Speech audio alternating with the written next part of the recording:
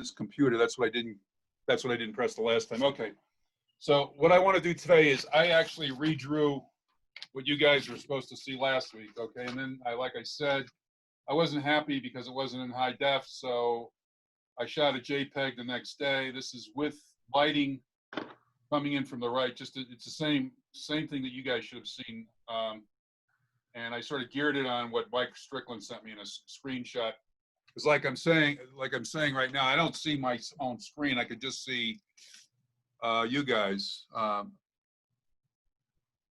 So anyway, okay, I redrew it, and this drawing took me maybe an hour and 15 minutes. I put a few more values in that I normally don't put in. Now, I didn't basically correct anything. I didn't go over anything. I didn't erase anything. I didn't use a stump. I usually could have used a stump to sort of smear some of the stuff out and make the value transitions more gradual. I didn't do that. I usually never do it. And the one that I drew last week, I had a completely different angle than you guys. So this is the one I drew last week. And I actually went in and reworked a little bit so the value pattern in the field of the drawing would more match the full face. I had basically a side profile with rim lighting, which is usually not what I draw from. All right, what I'm going to do is I'm going to go in and break this down. I'm going to redraw the whole thing and break it down step by step in terms of what I did. I'm also going to go in, and someone asked me about hands, and you guys can see that, right? The hands? Can you guys see the hands? Yeah. Okay, I'm going to go in and I'm going to basically break this down. I'm going to talk about hands, and I'm going to break down what I did here. Okay, Maggie. Okay, so a couple of pointers before I start redrawing this. Again, the value pattern, because of light, I always use this sort of lighting condition to get dimensionality, and the light is coming, in this case, above from the right. I usually draw with the light coming above from the left. You can actually see the cast shadows, and there isn't very many hard edges, if any, on the nose. And what's making the nose come forward is essentially this cast shadow on the left side of the nose. The eye sockets are semi in shadow because the recession. Again, the mouth cylinder comes out, but again, part of it's covered by the cast shadow. Cast shadow on the neck essentially is pushing the head forward from the neck, and it basically overlaps onto her dress. And I've changed the value of the cast shadow because the dress is dark, so the cast shadow would almost disappear, but it's a little bit darker. As I move away from her neck onto her chest, it lightens up. And again, the cast shadow, which is really key to making the dimensionality in these drawings, it starts with a hard edge and slowly blurs away. It starts much darker where the light is being blocked from any reflected light and slowly lightens up. All right, so let me go through. I'm going to go through essentially, I'm going to redraw this. I'm going to go through the details of the drawing and spend time on the eyes, the nose, and the mouth. These are the key features. The other thing I want to do today is when we're done, I'm going to give you an exercise you can do or can't. It's up to you if you want to do it. What I'll do is I'm going to basically send you JPEGs of the drawings, this drawing and the hands. And what I would like you to do is you try doing it freehand again. And then after you do it freehand, you basically grid it. I'm going to go through gridding again. You grid it, and then you transfer the JPEG drawing that I sent you that's gridded onto your gridded paper, square by square. And then you can actually see where you've gone wrong with essentially the accuracy of the drawing or the values of the edges, and you can actually compare it directly square by square against the drawing that I'm going to send you. And then what you do after that is you go back, put everything away, and you go back and you do it freehand again. And I'm almost guarantee that when you do it freehand again, after you basically went through the grid exercise, you're going to see a gigantic improvement in your drawing. You won't even recognize it compared to the first drawing that you did. Now, this is an exercise I used to use all the time when I taught classes, and it works it's like a miracle. You're not going to believe, because what you're doing is you're training your brain from the grid pattern to actually see what's there. So when you go in the second time to draw it freehand, you're going to get much more accurate in everything. Okay, so let me go through. Now this is not going to be, I'm not going to do it as accurate as this drawing because like I said, I took probably an hour and 15 minutes on this. But I'm going to go through and actually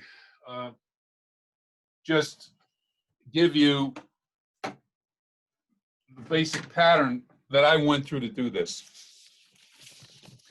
And I'm just going to look at this as a reference to essentially do it. Again, I'm drawing from the side, so I'm not going to be, again, my accuracy is probably going to be off.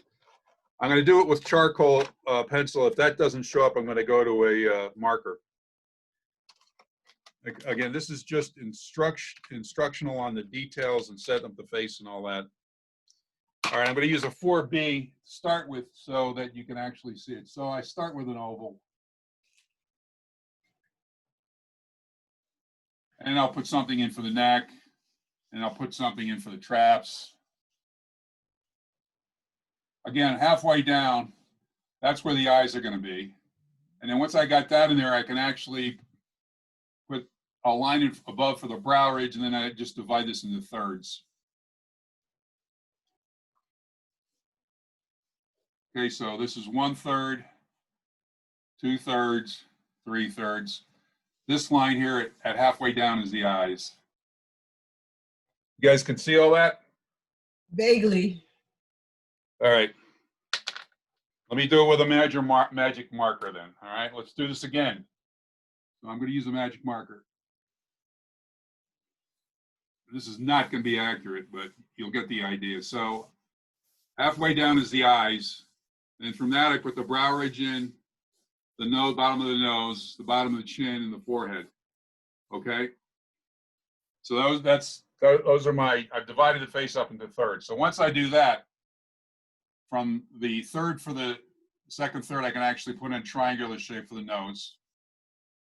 All right, once I got that in, I can basically divide this, go down a third, and that'll be the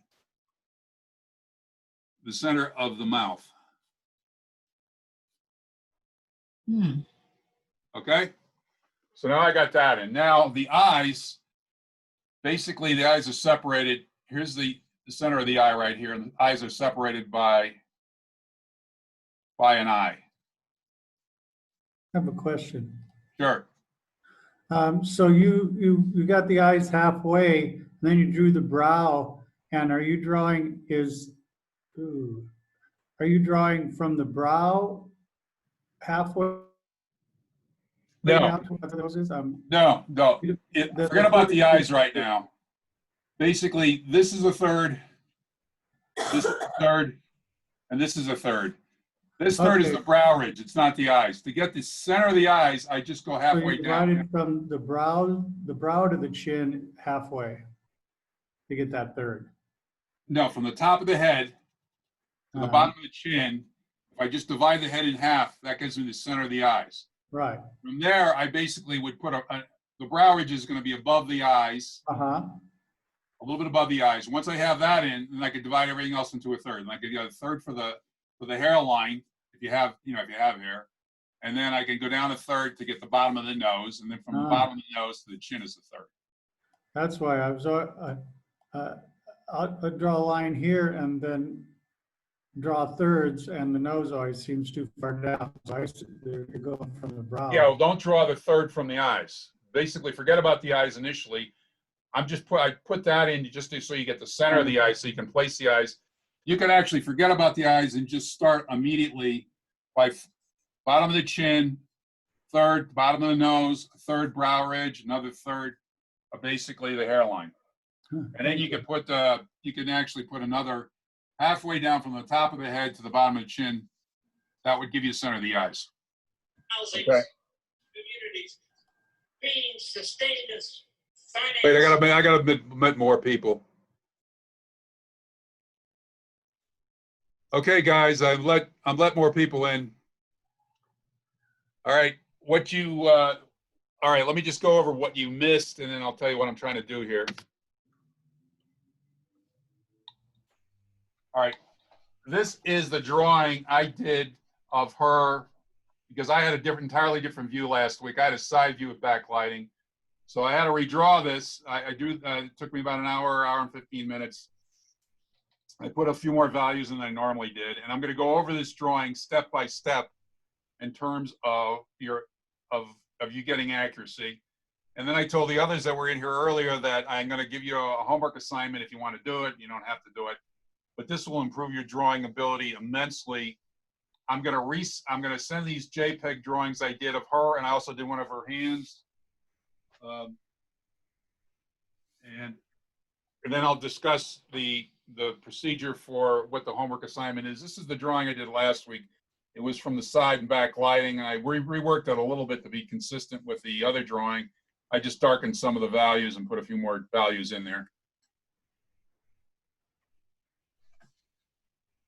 And then I'm also going to basically go over, and I'll send you this JPEG too, I did a drawing of her hands because I'm going to go over hands today too. And again, I'm going to redraw all this stuff and hit all the key points. So now what I'm talking about on the portrait is how to break the portrait down just to start it.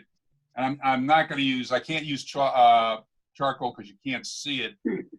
So I'm actually using a magic marker, which is going to limit my ability to do edges and values. But anyway, this is just instructional on what I did to do that drawing. So I started with an oval. I'm working from this JPEG I took over the next day. You got to remember that I sent out an email that I didn't like the Zoom image because I didn't have it on high def. I didn't know I could get high def. You guys are on high def now, so at least on my end, so you should see things much clearer.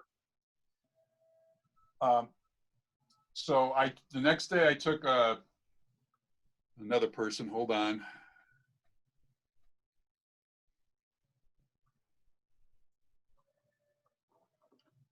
All right, someone else just joined. All right, so the next day I took this JPEG and I basically corrected the lighting. I tried to get in the same position that you were in, and that's where I got that drawing from. So now I'm going over the drawing that I showed you, namely this drawing. All right, I'm going to show you how I got to it and all the little details, but I'm not going to be anywhere near as accurate as I did here because, first of all, I'm drawing from the side, which is not my preferred position, and I am using a magic marker so it shows up on the screen so you guys can see what I'm doing. All right, so I drew an oval, and then I started the chin. I divided this into thirds, so a third from the bottom of the chin to the bottom of the nose, to the bottom of the eye ridge, to the hairline. So that's a third, and a third. And then I put another line in, which is halfway down from the top of the head to the bottom of the chin, and that was the center of the eyes, okay? Okay, once I have that, I can basically start working this thing up. So I know that I'm gonna put some planes in just for value patterns. There's a plane to the forehead right here. The mouth is on a cylinder, it comes out right here. Remember, the lighting is coming from the right and from above. The cheeks have side planes. So these are the planes that are going to get the light. The eyes are basically in shadow. And now let me show you another trick. If I draw the eyes are separated by about an eye. And if I draw a line from the corner of the eye straight down, that would give me the end of the mouth on most people. Okay, so that basically would give me terminate the mouth. There's the bottom lip. The nose, essentially, I drew it as a triangle, and then I refine it by putting a ball in the end, and then the wings. And the eyes, which I'm going to go over, but again, you got the upper lid, which is pronounced, throwing a cast shadow on the iris. Okay, I'm going to show you the details of the eyes shortly. All right, because the light's coming from this direction, this side plane would be in shadow, this would be in shadow. You'd have a little shadow here, but not as much. I'm just indicating the shadow's reduced on the right-hand side. Now, because of the lighting, I would have, and this is what makes the nose come out, this area would have a cast shadow. So under the eyebrow, there's a cast shadow on this side, and I'm darkening that. And that's the thing, that's the key that makes that nose come out, because I'm not putting any hard edges on the nose. There is a highlight on the nose and on the forehead, which I haven't put in yet, but I'm not putting any hard edges in. And then there's another cast shadow under the nose that overlaps the mouth cylinder and the upper part of the, and the top lip is slightly underplaned, so there's a slight shadow there. There's a slight shadow under the chin, another cast shadow. And then when you go into the neck, there's a cast shadow, and that cast shadow pushes the head forward with respect to the neck. So those things that are really key, the cast shadow, and then I could put her hair in. I'll just indicate her hair roughly. The hair is really going to be sort of fluffy and minor. Okay. Now I'm just setting up the face for everything I'm going to do in terms of building up the detail. So does anybody have any questions on this part of it? Because on the next part, I'm going to go into the details of the eyes and what you should be concerned about with the eyes in terms of not only the shapes, but also the value and the edges in the eyes. The eyes are the key, most important thing on the face. Once you get the shape of the face right, the next most important thing will be the nose and then the mouth. The ear, which is over here on the side from this front view, is not really that important. It's almost a very vague shape. Anybody have any questions? Yes, no, maybe? All right. So let me go into the details of the eyes. Now, the eye pattern, it depends on, first of all, it's in a socket, which is usually in shadow with this lighting condition. And basically you have an oval, and again, the shape depends on the person and the nationality and all that, but you have an oval and then you have the tear duct. So you draw your oval in. The real key is the top lid. The top lid throws a cast shadow on the eyeball. Now, can't really do it with this magic marker, but the hardest edge, if you're gonna put a hard edge on this, would be right here in the center. And as you go to the sides, because it's receding, the edge would get softer. So I'm indicating that with a dashed line. The bottom lid is, sometimes it's prominent on some people, sometimes it isn't. Again, if you basically put a hard edge on the eye all the way around, it's gonna look, it won't look right, okay? You have to soften the edges, as the hardest edge would be here, and the edges get vaguer as you go towards the ends of the eye, because this part has to come out, okay? And the cast shadow under the eye is really important. And then you could put the iris in. And typically the iris would overlap the bottom lid. There's the tear duct. And then there's the pupil. Okay, now for this lighting condition, the highlight would be on this side right here, where I draw a little circle. Now, what I'm going to do is I'm going to shade this eye in like the person who had brown eyes. As light comes through the eye is transparent. It's like a glass ball with water in it, okay? So as it comes through, it's transparent. So when you hit the other side, you would lighten it up relative to the rest of the eye. So this area would be a little bit lighter because the eye is actually coming through from the highlight spot. So let me do that down here. All right, so let me do it again. Remember, so this gets softer as I go to the edges. There's the bottom lid, usually overlaps the bottom of the iris. There's the pupil. There's the cast shadow. All right, the highlight is right here, this lighting condition, okay? It goes through the eye, just like a ball. If you had a ball that's filled with water, and you hit it with a highlight here, you'd have reflected light on the other side. And that's exactly what you get with the eye. It's in my drawing, whether you can see it or not. You can actually see it here to a certain degree, that the iris gets lighter on this side because of the light coming through, and it's darker on the side with the highlight. So this side would be darker, and it would get lighter here because the light is actually coming through and then bouncing off the back part of the eyeball. All right, that's really important, believe it or not. Okay, so the next thing I'm going to do is I'm going to talk about the nose.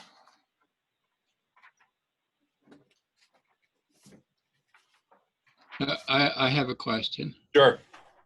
I noticed I've always been told by different people that you should draw the pupils first and then draw the eye around it. I noticed that you didn't do that. Can you comment on that, please? Yeah, I think that's wrong. Basically, my philosophy is the whole is more important than the parts. I'm concerned about putting it down all the big shapes first, and then it's sequentially going to smaller and smaller shapes. So the iris itself would be a small shape. So it would not be I would actually put in the shape of the eye. I'd actually put in the eye socket first. I would indicate the eye socket if this was the face. Okay, and here's my, so I'd actually indicate the eye sockets first like this, because they're going to be in shadow for this lighting condition. Okay, so I'd indicate the eye socket first, and then I would actually put in the shape for the entire shape for the eye, including, if you want, the eyelids. And then I'd break it up. I'd put the eyelid in, the top lid. I'd indicate a little bit of the bottom lid. I'd put in the cast shadow from the top lid, and then I would indicate the iris. That'd be the last thing then I work on the iris. And then the final thing I do would put in the tear duct and any edge work on the eyes. This whole technique is that the whole is more important than the parts. I don't care about little detail things. There are people, I mean, there's one very famous artist. I actually went to one of his demonstrations one time and I was in a state of shock. He actually started with an eye. And then he worked out from the eye to finish the painting that he was demonstrating. Well, that's fine, but that's not what I do.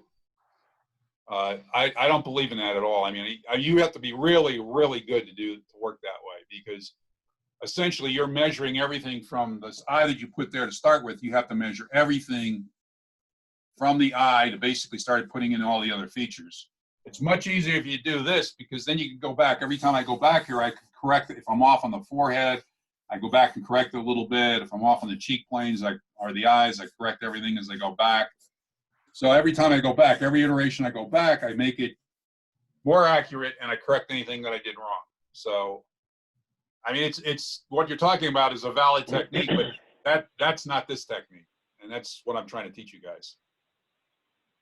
Okay, this technique is not about piecemeal drawing or essentially starting and stopping lines, that's just not this technique. I mean, all those other techniques are valid, but people use them. I just don't. And I just find it hard. I think it's more difficult to do it the way that you've been told than to do it this way. I think it's easier to correct things once you have the big shapes down. So it's a hierarchy: big shapes to smaller shapes to smaller shapes, then to detail, to values, edges. You just keep going through and correcting. I mean, that's what I did on this drawing. I mean, the last thing I put in this drawing were basically the highlights with white chalk and white charcoal. But basically the hierarchy, I went back and I corrected the forehead. I had it too big. The chin was too small. I mean, of course, I've been with her for 31 years, so I know exactly what she looks like. But still, I don't get it right the first time. I have to go every time I go through. I make it more accurate. Yeah. Somebody just sent this to me. I thought it was like really weird. I got to mute. I'm sorry, I'm not muted here. Okay, so This was really weird. what's that? Is there another question? Okay, let me talk about the nose, and then I'll talk about the mouth.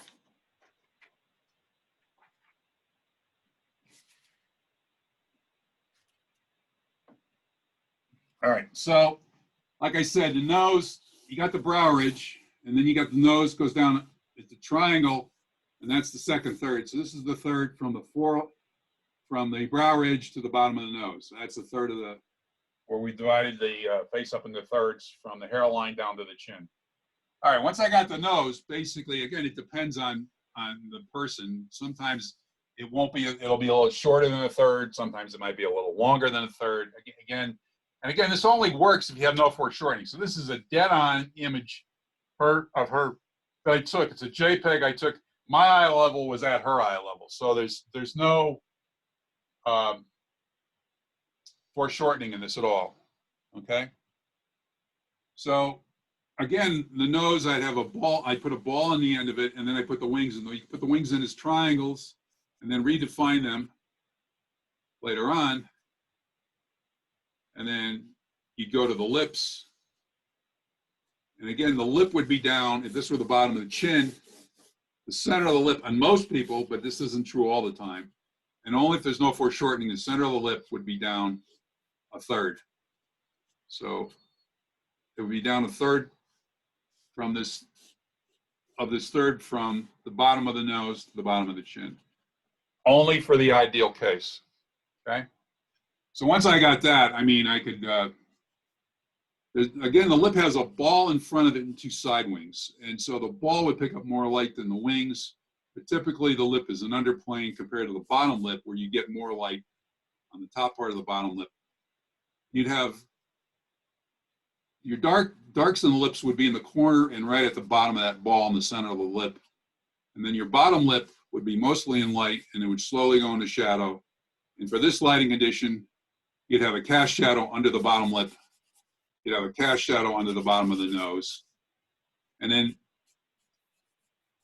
as you would evolve into the chin. Now remember, the mouth is a cylinder and it comes out. The chin is also a cylinder and it comes out. And again, your bottom of your chin would essentially go into the side planes of the face. Okay?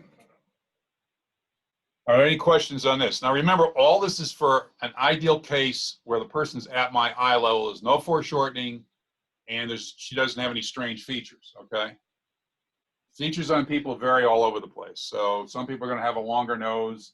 Sometimes the center of the lip won't be a third down. You can see on her face, it's a third down, okay? But on some people, it look more like it's halfway down because they have a smaller chin. So again, there's subtle variations in all these little tricks that I'm giving you. Now the ear, if I put the ear in, okay? So again, here, let me just put an indication of where the eyes would be.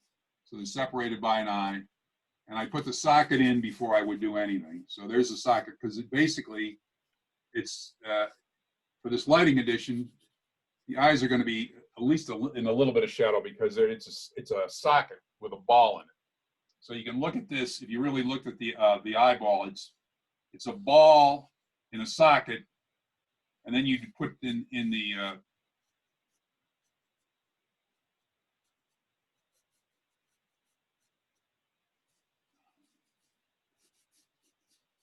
the eyelids would basically cover most of the ball, okay? And then you put your iris in. I'm sorry, the pupil. And you'd work from there, and you put the tear duct in. So like I said, I'm going from big things to small things all the time. Now my ear would basically, this is my brow ridge, and it's up a third. My ear would basically go from the top of the brow ridge to basically the bottom of the nose.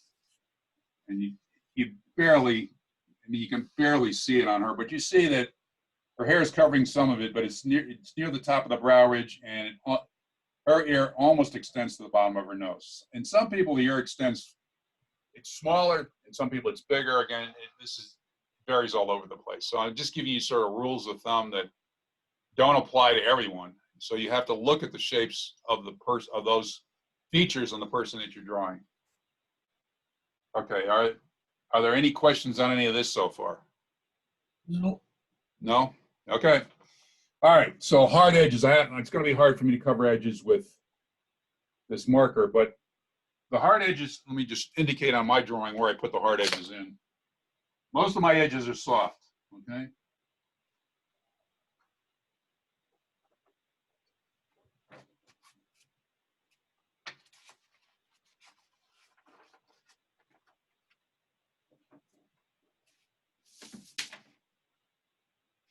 All right, everybody could see that? Mm-hmm. All right. Once I'm happy with the drawing, and the drawing, you know, you put the drawing in lightly, you create, you keep reworking it every time you go through. You basically add more detail, you correct, and then you start doing the hard edges. Now, again, with the eyes, this is critical. So where I have the cast shadow, that should come out because that eyeball, it's a ball, and the front of the ball comes out. As you go to the sides of the eyes, you notice that the edges on the eyelids are not anywhere near as dark or as sharp or as pronounced as I have in the center. Okay, and the bottom lid is not as important. You notice I'm barely showing the bottom lid. The edges are really, really soft. Then I have the iris, and you notice I have the highlight. If you look carefully, there's a highlight on this side, light coming from the right and above. And it's a little bit lighter on the opposite side. This side's more in shadow, so you wouldn't see that light coming through the eyeball. You can see I have a little bit lighter there. She has light brown eyes, so it's a little bit lighter there. And again, because it's a socket, this is in shadow because of the position of the light. And then you start getting the cast shadow from the nose. So again, you got a very slight cast shadow from the brow ridge from the fact that this is a socket. It has to go in. And again, you got a little bit of shadow on the same, on the right eye, because again, it's a socket and it has to go in. And again, that cast shadow on the nose starts with a hard edge and slowly blurs away a little bit, is what makes the nose come out. I don't have any real hard edges on the nose except for one hard edge here for the bone. The ball on the end of the nose and the wings, one of them's in shadow so you can barely see it. The other one is barely in the light. And then the mouth cylinder comes out, and I got a highlight on that. Anytime I have a plane or something coming forward, I have a highlight on it. So I have a highlight there. On the nose, I have a highlight, again, on the bone of the nose and on the tip of the nose.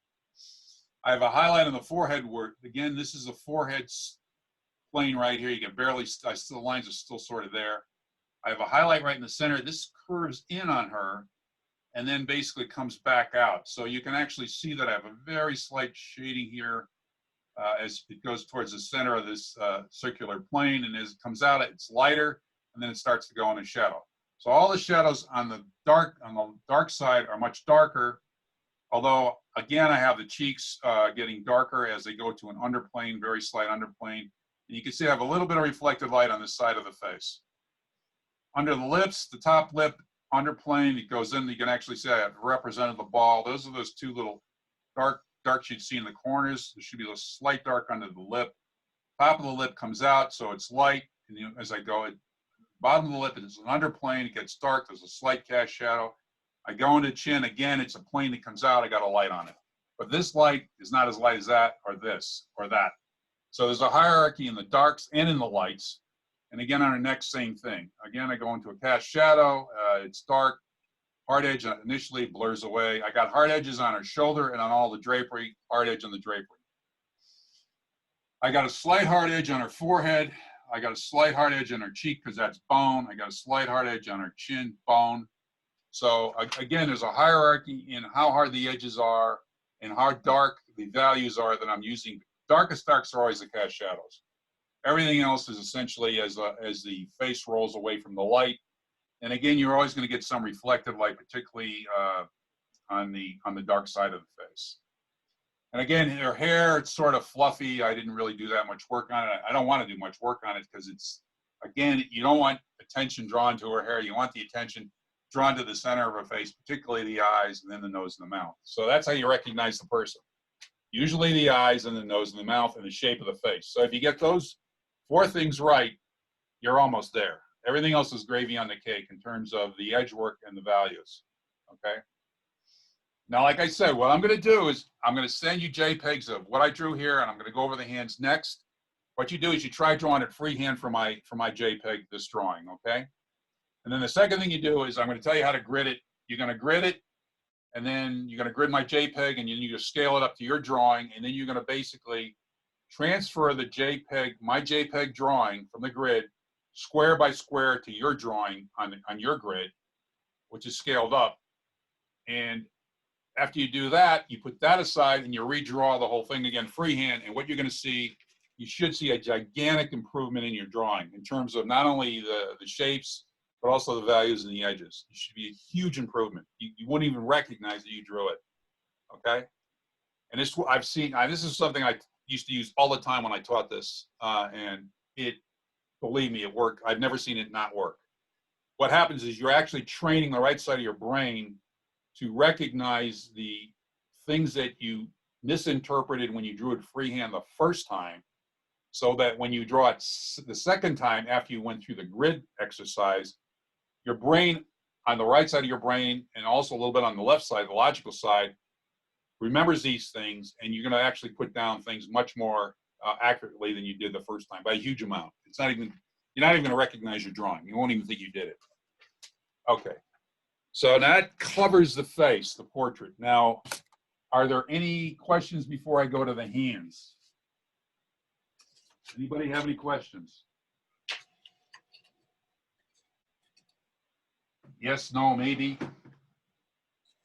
All right, let's go to the hands. All right. The same, when I had her pose for the portrait, because I was not really happy with what I saw from the screenshot that Mike Strickland took in terms of what you guys were looking at, because I couldn't see it. Right now, I'm looking at, you know, people that are in the class. I can't see anything that I'm showing you. So if anything goes wrong here, you got to tell me, because I can't see it. So I made her, I took a shot, a JPEG of her hands, and I intentionally did not have her hands in the ideal position. I'm going to talk about the ideal position for the hands and little tricks for the hands next. But this is what I drew, given the same lighting conditions. The light was coming above from the right. And I basically, again, there's foreshortening all over the place in this, both in our hands and our arms. And I'm going to redraw this and hit all the high points in terms of the shapes, the edges, and the values. Okay, remember, shape, edge, value. So SEV, S-E-V. That's how you get a two-dimensional object to look like it's three-dimensional on a piece of paper. Each one is important. Okay, you got to get each one of them right to make it work. All right, so let me go through. I'm going to talk about the ideal case for the hands, which you're never going to see, by the way. All right, so what's the ideal case for the hands? Suppose my hand is, I'm showing you my hand like this or like this. So this is the ideal case. So this is the back of my hand. It's like a mitten, comes into the wrist. You got a mitten, and then you got some fingers, which is basically a triangle. Then you got sort of another triangle for the thumb. All right, ideal case. My eye level's right here. There's no foreshortening, okay? Now, basically, again, I'm going to tell you about the law of, it's the law of thirds again for the ideal case. I could basically, once I sort of indicate there's the wrist bones, and here's where roughly the fingers would start. So let me just draw in some fingers. This middle finger, index finger, ring finger, little finger. Here's the thumb. Okay. So how did I get these? Well, the middle finger is the longest one. The ring finger can actually be as long as the index finger, or it could be short. It depends on, it varies from person to person. The little finger is the smallest, and the thumb has an entirely different shape. Now, where they're connected is that, again, I could use the law of thirds. If I start at the knuckle joint and I divide to the first joint on the, so from the knuckle joint to the first joint on the fingers, I could basically just draw these circles. And what I'm trying to show you is that, you know, I didn't do it really that well. Every time I go through a joint, I reduce the distance to the next knuckle by a third. So if this were 1 from this knuckle to the first knuckle was 1, this distance to the next knuckle would be 2/3. And then the next distance to the tip of the finger from the other knuckle joint would be essentially reduced by 1/3 of this. So that would be 4/9, I guess. So I'm reducing it. Everything is reduced by a third as I go through each of the 3 knuckle joints.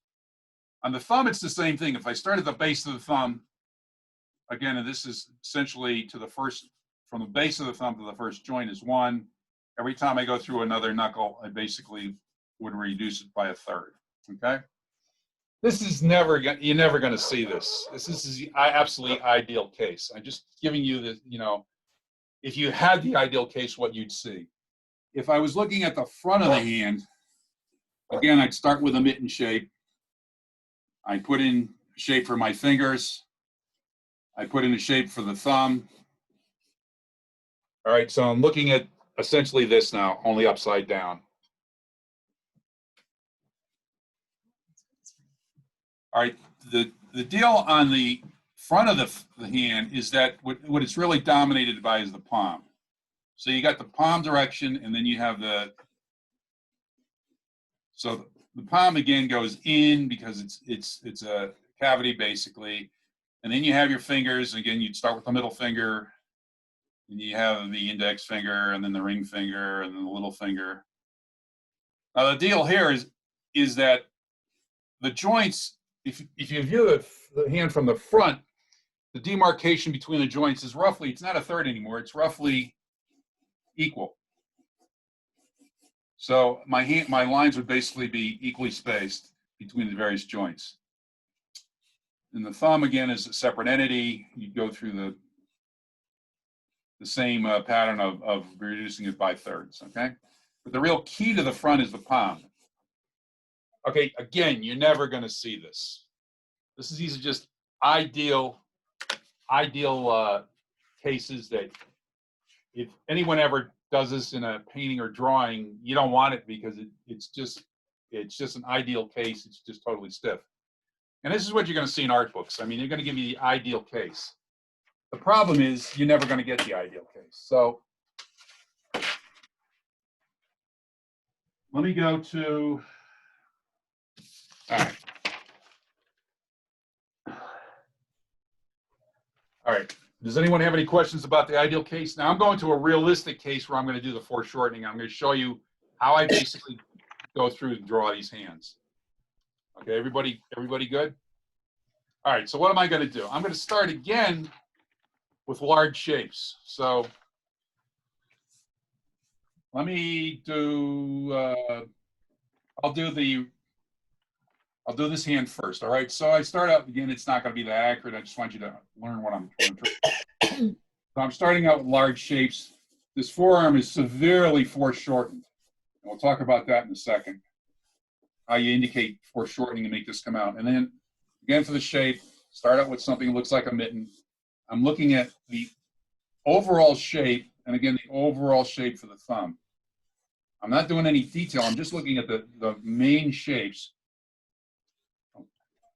So that would be the big shapes and a couple of the smaller shapes, namely the thumb and the shapes for the fingers. So that's how I'd start. Then I'd go in, remember, so the thumb, you got the palm here, and I'd indicate the palm, and the thumb is actually has a cast shadow under it for the lighting condition I use. And there's also a turning edge shadow here, turning edge shadow here. And then I'd start actually putting in shapes for the fingers. And I'm putting in shapes that I actually see here. I can't use any cookbook formulas here. I have to just put in the shapes that I'm seeing. I'm putting in them one at a time. And like I said, I can always go back and correct them if they're not accurate. And my second go around, I'll just go back and correct it. Again.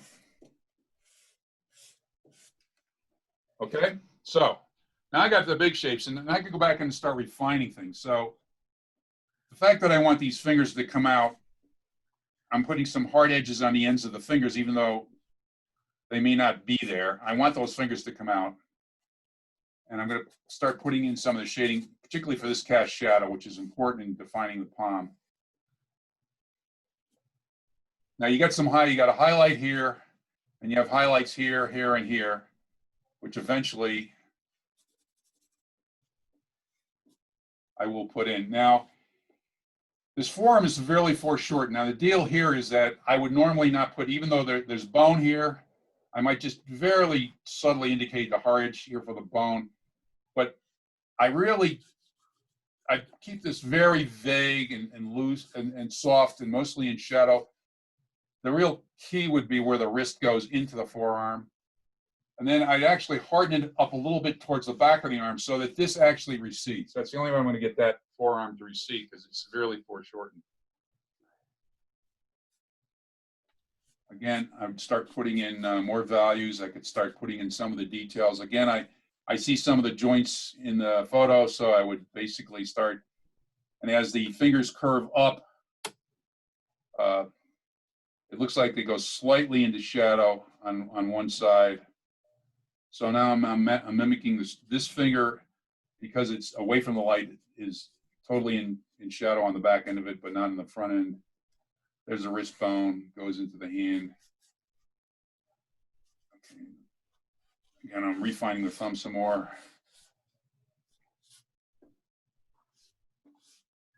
Again, this side of the arm would be in shadow. I'd probably have a hard edge here, and that's it. No hard edges here, even though there's bone here, I wouldn't put them in. I could make this vague, put it in shadow, and I darken my costume. Okay, so every time I go through it, I refine it more, and as I refine it more and more, I start putting in indications of the shadows, the cast shadows, the turning edge shadow. There is some reflected light on the side of the hand. The shapes for the fingers, some of the shadows on the fingers to make them curve forward. So I'm trying to make this thing believable, even though, again, let's look at what I did. Okay, you can actually see, again, like I said for this form, it's severely foreshortened. I got hard edges where it joins with the elbow, but everything else is really soft, and I actually shaded it in because I want it to recede. Remember, dark shadows, darks make things recede. Hard edges, soft edges make things recede. So I want this to appear, though it's severely foreshortened. So that's why it's vague, shadowed, and there's no, even though the forearm has bones in it, I didn't put the hard edges in. Again, for the hand where the wrist joins the hand, to make it come forward relative to the forearm, I basically put a few hard edges in, put a few hard edges in on the thumb, particularly the tips of the fingers. I put hard edges in because I want those to come forward. But again, to make this look like it's curving up, I shaded from the first joint to the tip of the finger, I shaded. I put some of the highlights in. Again, there's a hierarchy in the shadows and the highlights in terms of how bright the highlights are and how dark the shadows are. The darkest dark shadow in this is the cast shadow from the thumb, okay? So that's realistic hand and forearm, and that's what you have to deal with when you're trying to draw something realistically. And again, the catch is to make it come forward and look like it's three-dimensional on a two-dimensional surface. Okay, so let's do this hand. Again, there is foreshortening on the forearm here. The fingers are actually turning under. That's why they're shaded, and there's a couple cast shadows. So let me redraw this.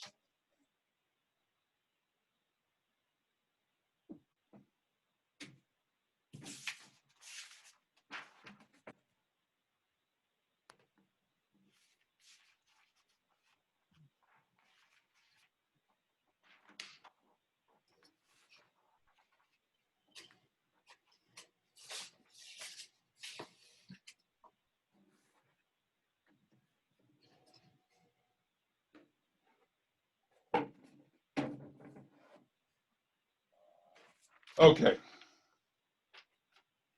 All right, so this is the other hand. I guess this would be our right hand. All right, so I draw some big shapes in for the upper arm and the forearm. Okay, and the hand, basically I'm drawing big shapes in. And I put the fingers in, I lump them all in as one whole shape. And then I put a separate shape in for the thumb. Okay, so that's the way I'd start. So now I go through it again, and I'd start giving some of these shapes more, I'd start defining some of the fingers. There's a little finger. There's the ring finger. Again, these fingers are curving under. There's the middle finger.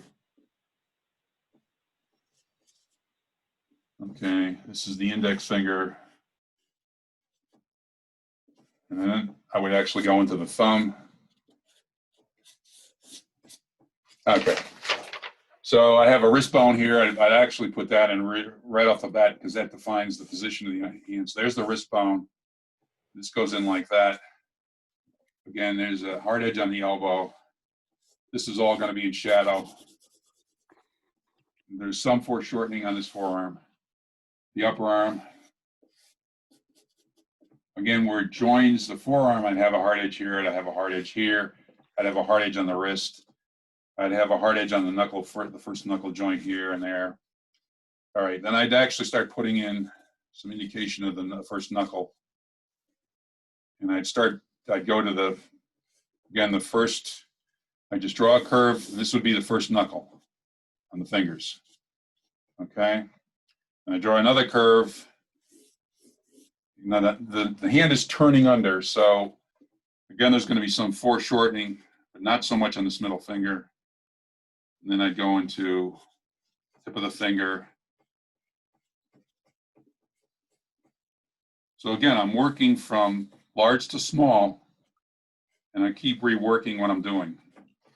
All right, so now this, because it's turning in, would all be in shadow. So the tips of the fingers between the third knuckle joint and the tip of the finger would be in shadow.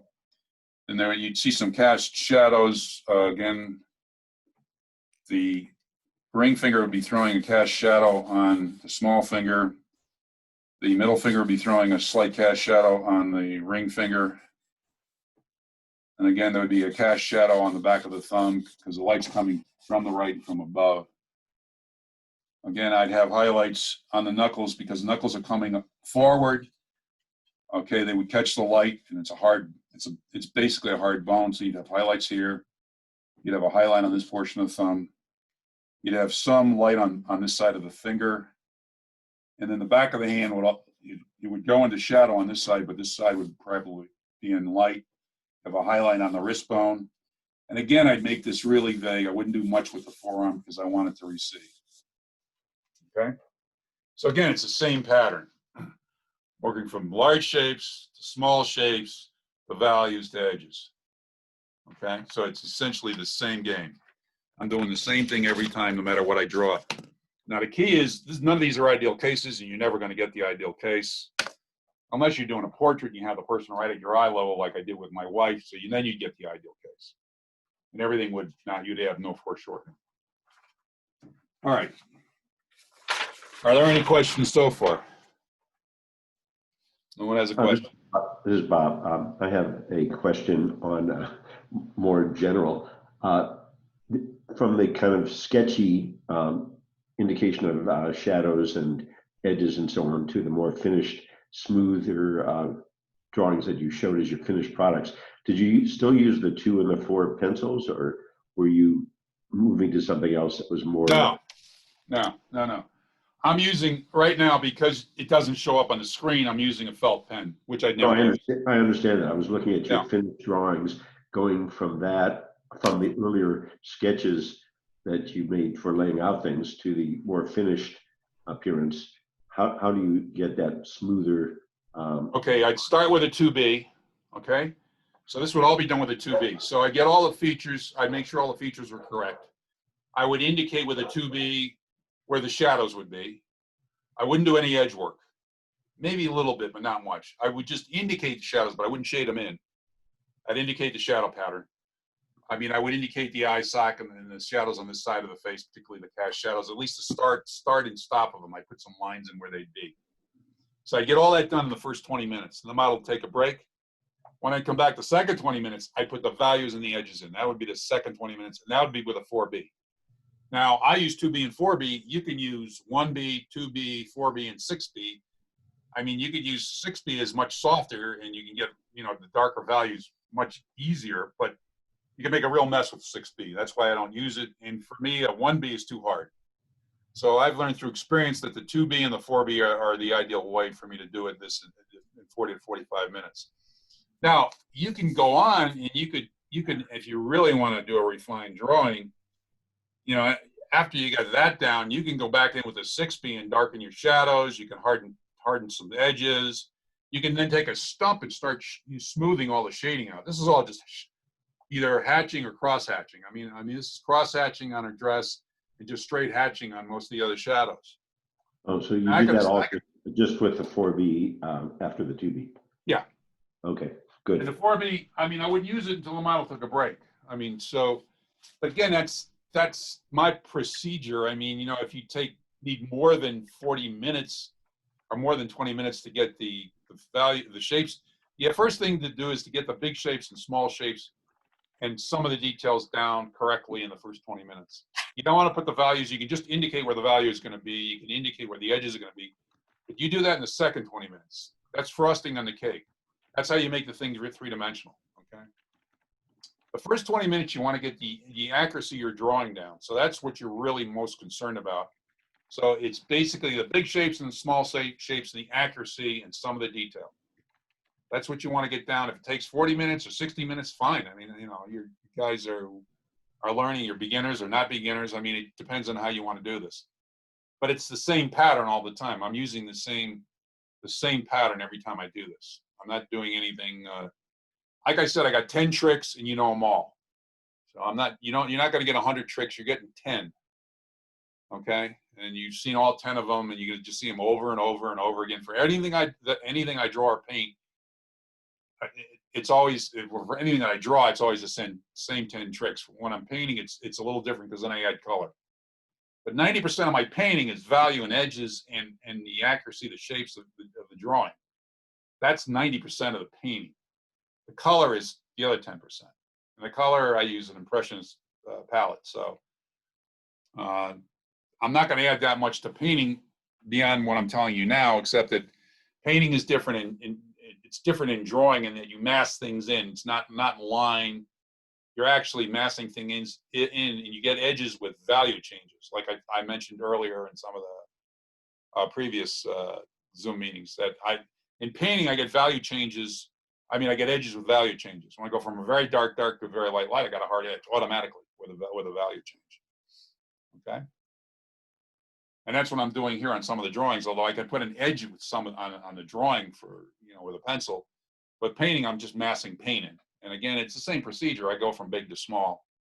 And I mass in everything with a middle tone, mid-tone value, and then I start working into that.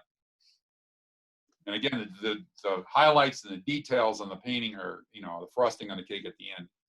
I mean, the details are important, but once you get the major shapes right and the small shapes right, the details should be easy. I mean, you know what to do anyone can do detail. It's to get the big stuff and the small, big shapes and small shapes right, the values right, and the edges right, and then you can put all the detail in you want. You can work for it out. You can put tons of detail in if you want. You could use, like some artists I've told you, use a spyglass or binoculars to see every little value change and every little detail on the face or the body. And they put all these in. But of course, it's going to take them 10, 30, 40 hours to do it. And most of those guys physically measure, which is not what I do. I measure visually. But you could physically measure at the beginning if you want. You could physically measure things with a ruler. I'm going to give you the grid technique right now because for this little exercise that I want you to do. And so you can actually see a huge improvement in your drawing. Now, most of your drawings I looked at were good. I mean, where you're at right now, they're good. You're picking up some of the stuff on the values and the edges. You're getting some of the shapes, and some of the shapes are pretty good. Some of you are better than others. But it all hinges. Once you know the 10 tricks that I'm teaching you and the procedure that I'm using, it all hinges. The whole thing hinges on you actually seeing what's there. So now this trick that I'm giving you now, this little exercise I'm giving you now, you're going to see a gigantic step improvement in everything that you're doing in terms of the shapes, the edges, and the values, because your brain's going to record the information during the second part of the procedure, which is the grid part. Okay, so this is the procedure. So here's one. You're going to get the JPEGs that I use to do the hands and the face. If you don't already have them, you're going to get my drawings. Okay, so I want you to work for my drawings. So the first thing is, you got my drawing, you basically do a drawing. Okay, so you do your drawing. The second part is, you take what I sent you, you print it out. It's probably going to be 8 by 11. I think that's what it is, or 8.5 by 11. I don't know exactly. You print it out. And then what you're going to do is you take that printout and you're going to make a grid pattern. So this is the trick that Mike Strickland showed us. So you divide that by diagonal, and then that gives you the center. So therefore you can do this. All right. So I immediately have divided this up into 4 squares. So for each square, I could do the same thing again.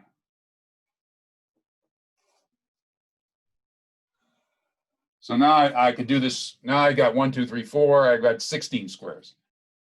All right. So, and I could basically just keep doing this. I can basically take this one and divide it up further. So I can make the grid as fine as you want. So then what you do is you get your piece of paper, and you can take any size paper you want. Okay. The key is if this is 8 by 11, whatever that ratio is, whatever piece of paper you have to do, it has to have the same ratio. So if this was 8 by 11 and I took 22 by 16, that would give me the same ratio, right? That's all I really need to know. So then I could do with this piece of paper, I could do the same thing. I'd divide it up, make the same grid pattern. All right. So then what I'd see here is my face. What I'd see here.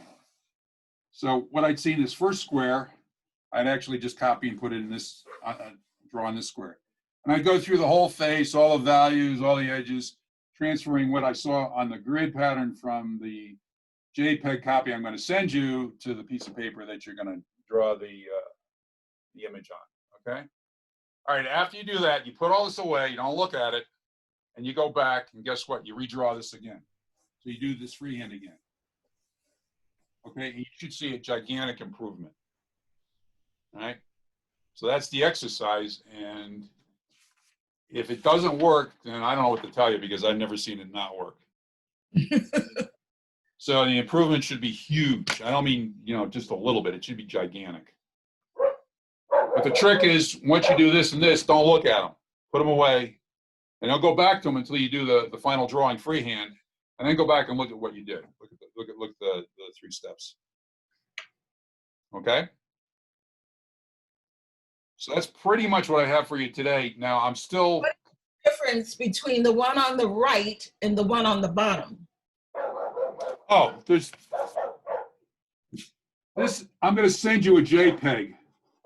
Okay. I'm going to send you.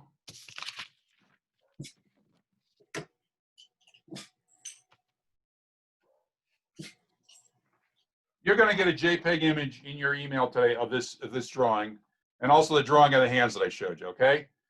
Now the JPEG, if you print it out on regular paper from your computer, I think it's 8 by 8. I think it's 8.5 by 11. I could be wrong. I mean, whatever the dimensions are, I think it's 8.5 by 11. You're going to take that and you're going to grid it. Okay, just like I showed you here, and you can make that grid as fine as you want by continually, gridding it more and more.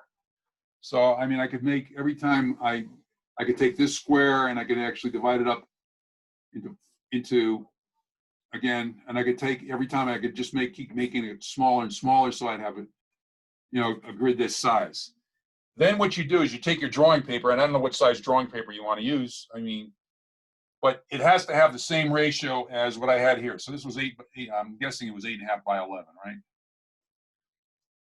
So whatever the drawing paper you have to have the same ratio as in terms of the printout of the JPEG that you have.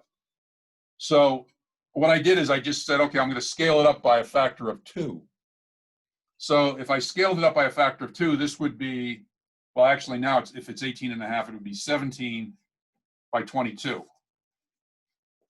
So that would be the dimension of the piece of paper you're going to draw on, or it'd be the same dimension as the piece of paper you drew on here. I don't know what size paper you're going to do it freehand on, but it has to have the freehand one and this and what you do the grid on have to have the same ratio. So the width, the length, namely the width of the freehand drawing and what you're going to draw, scale up the gridded JPEG image that I sent you, have to have the same width to length ratio. If that's the case, then when you draw your grid pattern, you draw the same grid pattern on the piece of paper you're going to draw on. Okay. So now this square, the dimensions of this square, even though this is smaller, you could transfer any information in this square to this square. Or if you made it finer, you can draw it, to each little fine square you have. But it'll scale up 1 to 1. That's the whole point. But the width to length ratio for the initial drawing, freehand drawing you do, the drawing that you do from the JPEG on the grid, and from the final drawing, which again is freehand again, the width to length ratio have to be the same on everything that you're drawing. The image that I'm sending you, when you print it out, it's typically going to be 8.5 by 11, I think. And if not, you basically just measure the ratio and you cut your paper down or put a frame around it to basically match the same width to length ratio. And then you just draw your grid pattern the way I showed you, which was Mike Strickland's trick, rather than doing it by measurement, which is what I originally showed you. So there's actually another thing you could do is copy the JPEG into PowerPoint and draw the grid on that. Yeah. And then use your computer as the source. Yeah. Any way you want to do it's fine with me, but the whole key is when you do the grid the second time and you're transferring information square by square, you complete the drawing, you basically put that aside and then you draw it freehand again, and you should see a gigantic improvement in everything. Your shapes, your values, your edges, everything. Okay. This is key. Does any more questions on this? Yeah, I have a question. Sure. I don't have a printer at the moment. So somebody was saying about PowerPoint, you could make a grid on PowerPoint or something? Yeah. Yes. You can just import the JPEG into one of your, like a PowerPoint slide, and then just do the drawing of the grid lines on that. Oh, okay, great. And then when you project that, when you show that, it'll show you the image in the right dimensions with the grid. Thank you. Or Photoshop if you have Photoshop. Yeah, anything like that. PowerPoint's easy because it's got nice, grid rectangular drawing lines and things that you can do. Cool.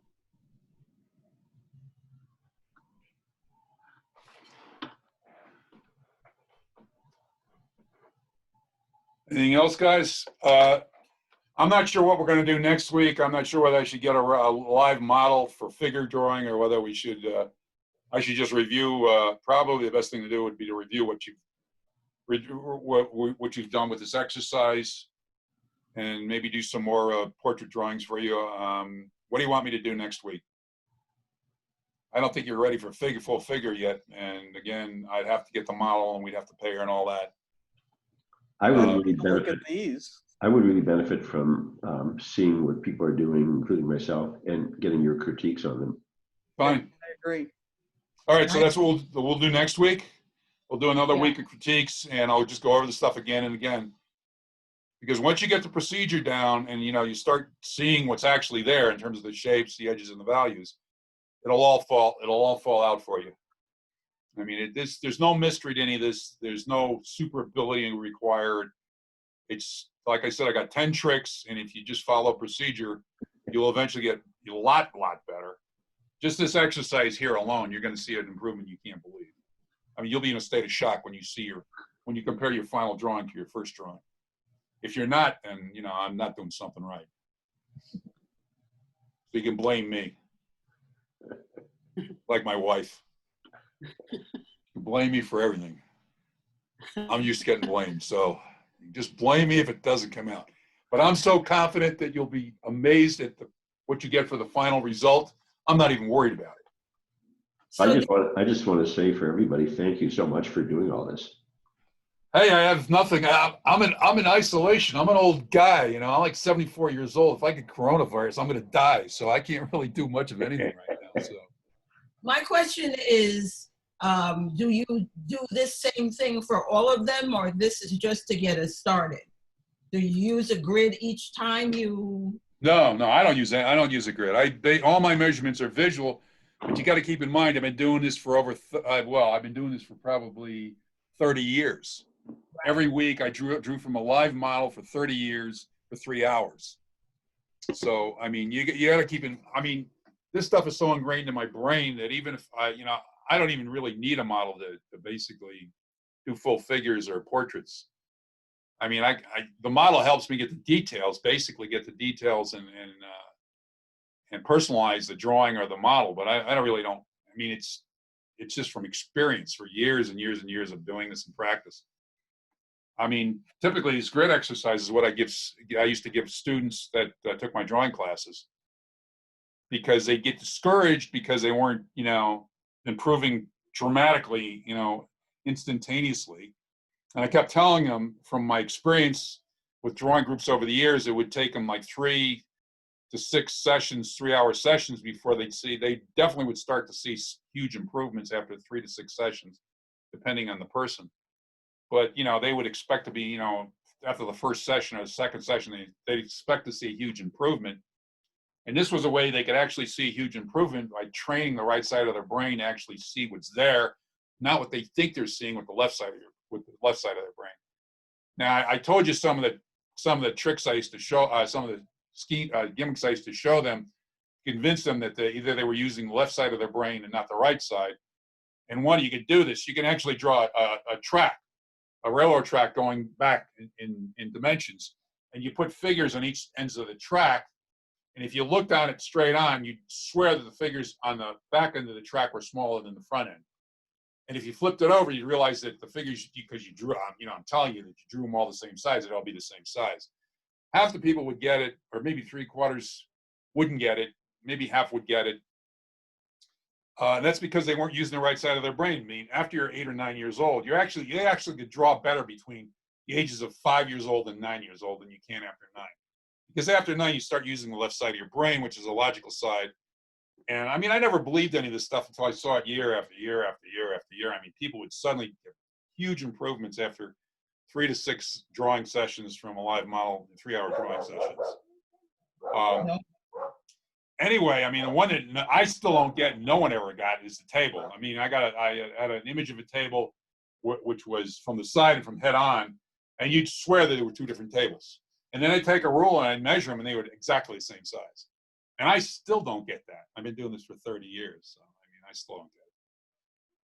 So the left side of your brain and the fact that using a binocular vision can fool you into seeing things that aren't really there.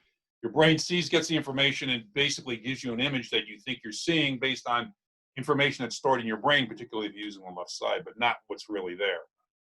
Okay, so the whole idea of the grid is you're forced to put down what's really there.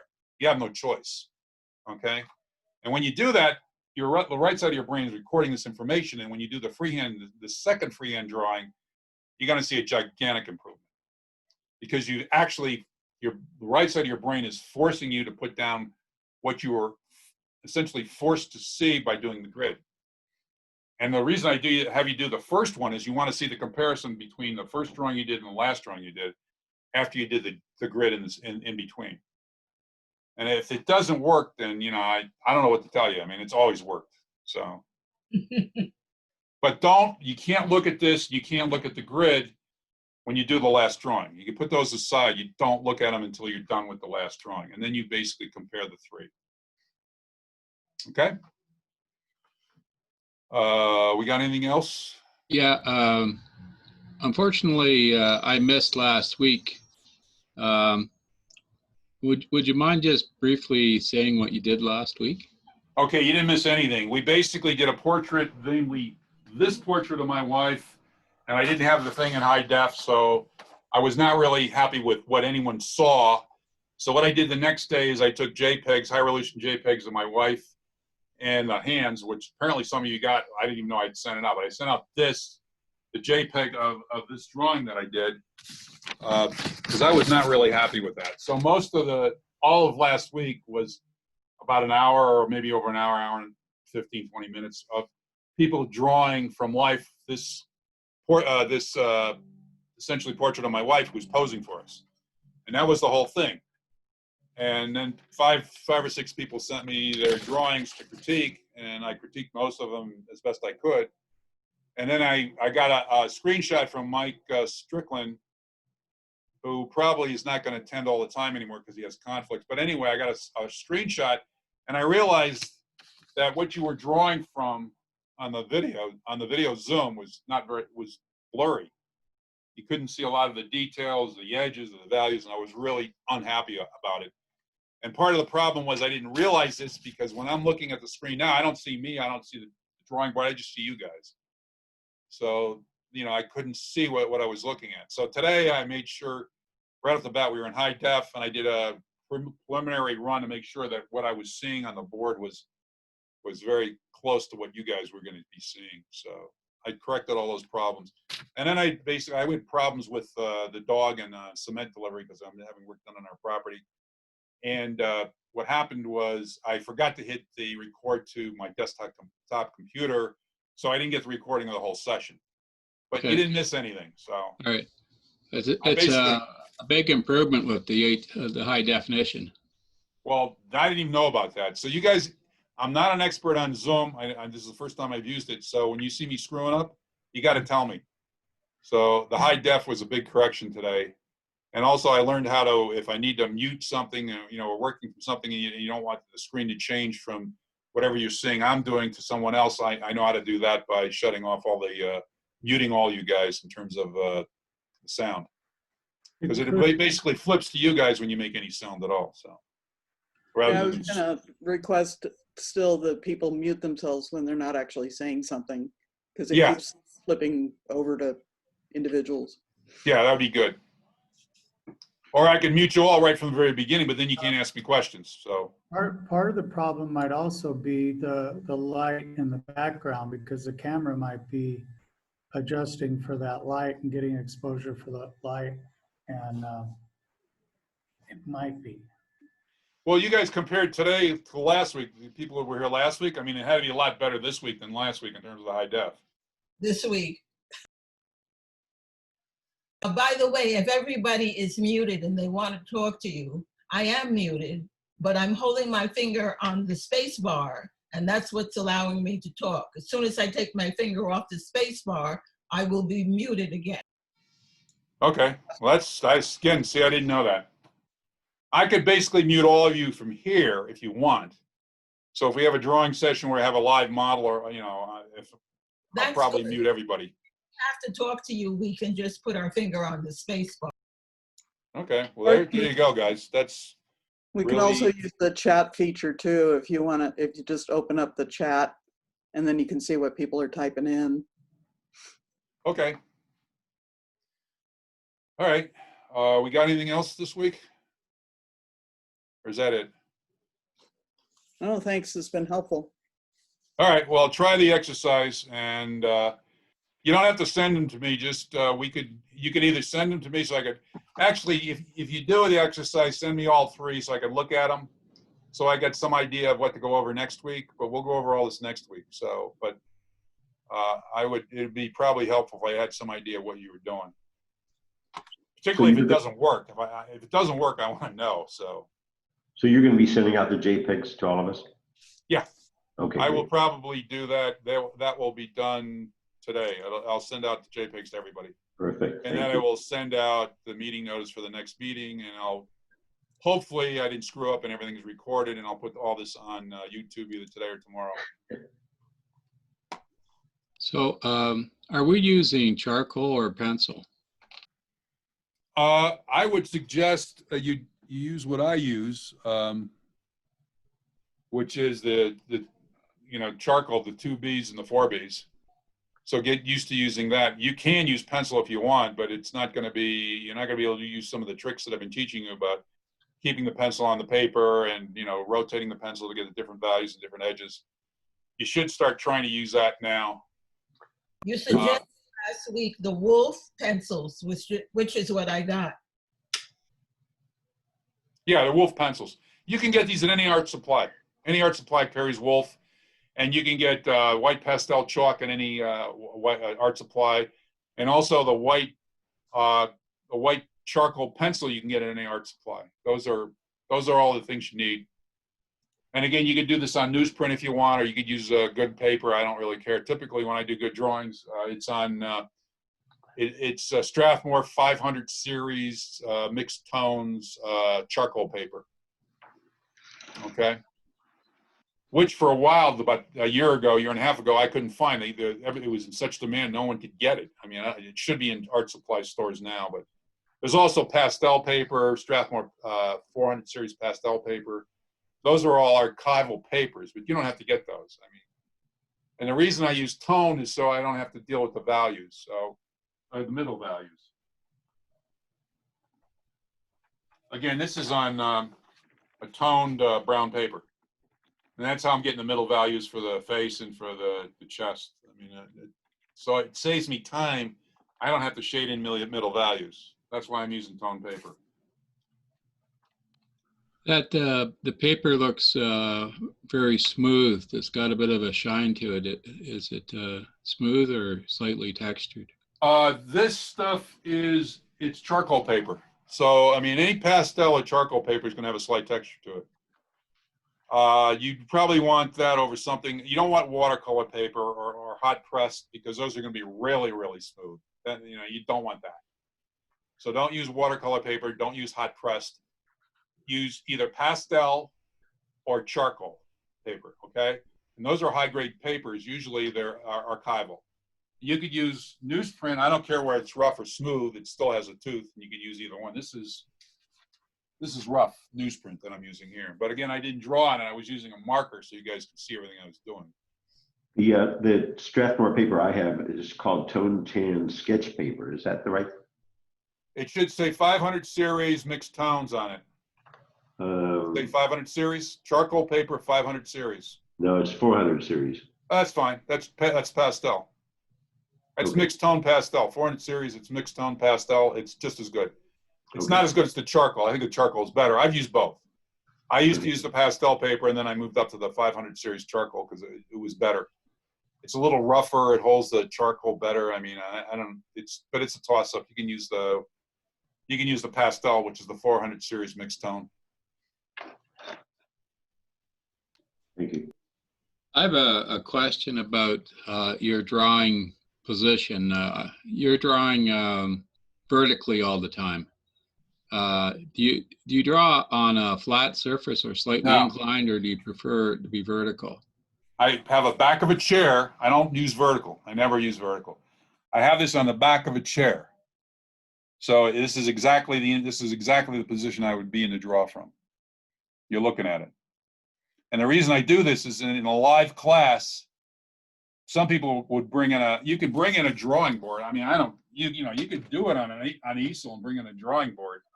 I typically would just use the back of a chair and just prop it up at an angle. But you can, if you want to do it vertically, that's fine. I mean, I have no problem with that. Some people that were in drawing groups that I ran would draw vertically from an easel. Most of them drew from the back of a chair like I did last week. So the chair would be in front of me and I'd have it on an angle like this, and I'd be drawing like this and looking at the model. Okay? Again, it's personal preference. I find the easel tiring on my arm and my hand, particularly if I'm spending 3 hours in a live class. So it's easier for me to draw on an incline because I actually drag my hand. I mean, I never take my hand off the paper. And the reason I actually end up using this at the end, clean it up, although I never erase while I'm drawing, is basically because I'm dragging my hand. And so I'm actually getting support on my hand, and it also gives me a little more accuracy because I have a support on my hand. If you're drawing vertically, your hand and arm are going to get really tired, and you really don't have, unless you put your hand on the drawing board vertically, you don't have something to lean on to get. It's like a maul stick. I'm using the incline and the board as a maul stick, basically, to do details. But that's me. I mean, you can do it any way you want. Anything else? That's it? Okay, I'm going to sign off. Like I said, you guys are going to get these in the mail as soon as I can send them out. And I'm going to end this now and then stop the recording, okay? Thanks very much. So I see you guys next week.